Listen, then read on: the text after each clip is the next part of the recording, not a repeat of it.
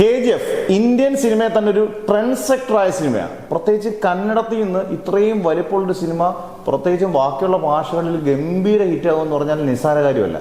അത് KGF 1 ആയിക്കോട്ടെ, അതിന് മുകളിൽ നിന്നും എനിക്ക് തോന്നിയിട്ടുണ്ട് KGF 2. നിങ്ങളുടെ അഭിപ്രായങ്ങൾ നിങ്ങൾ പറയുക. എന്തായാലും യാഷ്, റോക്കിംഗ് സ്റ്റാർ, ഈ രണ്ട് പടങ്ങൾ ചെയ്ത് ഇപ്പോഴും നമുക്ക് ഇത്രയും വർഷം KGF 2 കഴിഞ്ഞിട്ട് ഇത്രയും വർഷങ്ങളാണെങ്കിലും ഇദ്ദേഹം വേറെ പടങ്ങളൊന്നും തന്നെ ചെയ്തിട്ടില്ല. ഈ രണ്ട് പടങ്ങളാണ് നമ്മുടെ മുമ്പിൽ ഈ യാഷിനെ കാണിക്കുന്നത്. പുള്ളിയുടെ ആക്ഷൻ രംഗങ്ങളും പുള്ളിയുടെ ഡയലോഗും പുള്ളിയുടെ സ്ക്രീൻ പ്രസൻസും. പ്രശാന്ത് നീലാണ് അതിൻ്റെ ഡയറക്ടർ, കിടുക്കൻ ഡയറക്ടറാണ്. പിന്നെ സലാർ ചെയ്തു. അന്നേരം രവി ബസുവിൻ്റെ മ്യൂസിക് ഒക്കെ സൂപ്പറായിരുന്നു. എല്ലാം കൊണ്ട് KGF 1 KGF 2 സൂപ്പറായിരുന്നു. ഇനി ഇറങ്ങാൻ പോകുന്ന ടോക്സിക്കാണ്. നമ്മുടെ മലയാളത്തിലാണ് അതിന്റെ ഫുള്ള് ക്രെഡിറ്റ് ഇരിക്കുന്നത്. കാരണം മലയാളത്തിൽ ഇതിന്റെ ക്രെഡിറ്റ് പോകുന്നത് സംവിധാനം ഗീതു മോഹൻദാസ് ആണ്. ഇതിന്റെ സിനിമാറ്റോഗ്രഫി ഗീതു മോഹൻദാസിന്റെ ഹസ്ബൻഡ്, അല്ലെങ്കിൽ മലയാളത്തിലെ അല്ലെ ഇന്ത്യൻ സിനിമയിലെ ഏറ്റവും one of the best cinematographer എന്ന് പറയുന്ന രാജീവ് രവിയാണ്. ഇതിന്റെ ഡയറക്ടറുമാണ്. രാജീവ് രവിയാണ് ഇതിന്റെ സിനിമാറ്റോഗ്രഫി.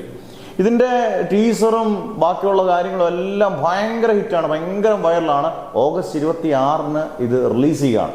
ഗീതു മോഹൻദാസ് ആണോ ഇത് സംവിധാനം ചെയ്തതെന്ന് പോലും തോന്നും. കാരണം അത്രയും ഒരു ഹോളിവുഡ് സ്റ്റൈലൊക്കെ മേക്ക് ചെയ്തിട്ടുണ്ട്. എന്നിട്ട് നമ്മളിങ്ങനെ താഴോട്ട് പോയപ്പം ഇതിന്റെ പ്രധാനപ്പെട്ട റൈറ്ററിൽ ഒരാൾ യാഷ് ആണെന്ന് കണ്ടു. യാഷ് ഇതിനകത്ത് റൈറ്ററും കൂടിയാണ്.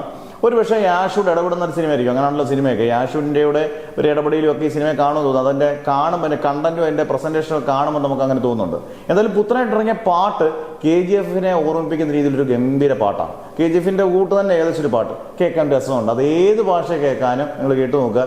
ഏത് ഭാഷ കേൾക്കാനും ടോക്സിക്കിന്റെ പാട്ടിന് രസമുണ്ട്. എന്തായാലും പാട്ടുകളും ആക്ഷൻ സീക്വൻസും എല്ലാം അതിഗംഭീരമായിരിക്കും എന്നുള്ളതിൽ സംശയം വേണ്ട. കാരണം അതുപോലെ പൈസ പൊടിച്ചിട്ടുകൊണ്ട് ഗംഭീരമായിട്ട് വർക്ക് ചെയ്തിട്ടുണ്ടായിരിക്കും. ഇനി ഗീതു മോഹൻദാസിന്റെ മേക്കിംഗ് എങ്ങനെ ഉണ്ടായിരിക്കും, ഫുള്ള് പടം വരുമ്പോൾ എങ്ങനെ ഉണ്ടായിരിക്കും.